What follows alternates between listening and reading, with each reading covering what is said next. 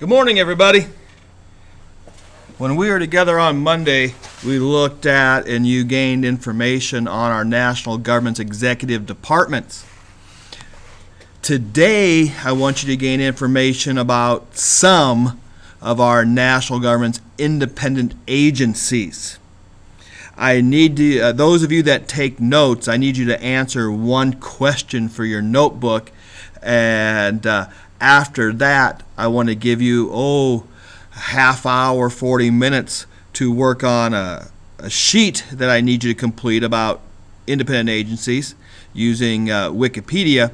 And then after that, of course, we like you to watch the CBS and the evening news. I'm really looking forward to spending time with you as a group tomorrow, as most of you are going to be able to go on our class field trip with Miss Soderling. Remember, if you're failing a class, you can't go on the field trip unless you're signed off by the teacher. So most of you, I believe, are going to be able to go to Omaha with me and Miss Ireland and myself tomorrow on our field trip. But today, let's gain some exposure. Let's get you some exposure into these independent agencies that exist at the national level. The question that we have to start with is just simply, have independent agencies always been around in the United States? And the answer is simply no, they haven't been. Independent agencies didn't exist in the United States until the 1880s. Before the 1880s, all laws and policies that our national government put into place were enforced by the executive departments. However, you'll recall from American history last year that it was during the 1880s that our country experienced the second industrial revolution, the revolution that would make us the most productive country in the world and one of the most powerful countries of the world. Remember, by 1900, no country produced more than the United States did. With this huge change in our society, people, and when I say people, I mean businesses, individuals, labor unions, all look towards the national government to get more involved in our economy and in our society. And Congress soon realized that some of the laws, or many of the laws they were passing and many of the policies they were implementing didn't fit into any of the executive departments. So in the 1880s, Congress began creating independent agencies. Now, some of these independent agencies you've probably heard of, but it's going to freak you out here a little bit. Right now, there are over 150 different independent agencies at the national level. No, I'm not going to expect you to know all 150 of them.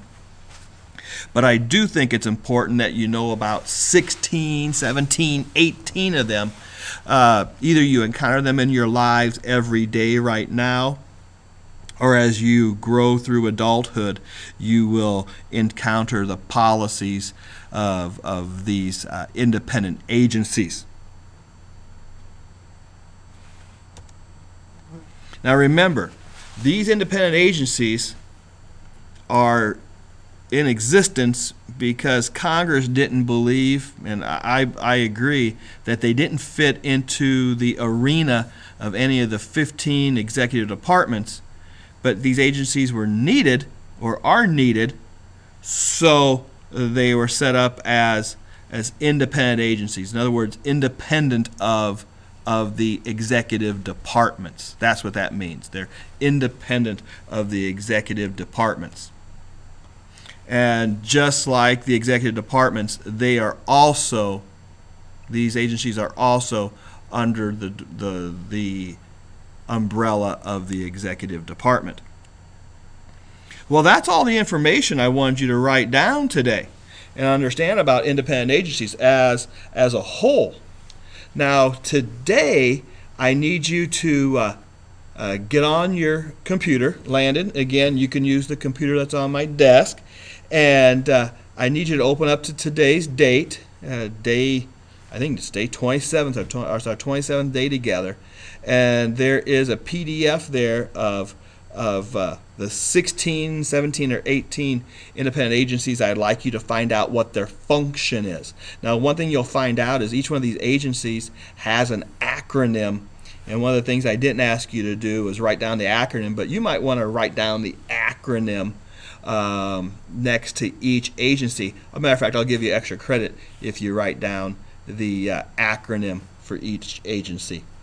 Again, you have between now and 12:10 to complete this assignment. You should be able to get this assignment completed before you go. It's not going to take you as long as Monday's assignment.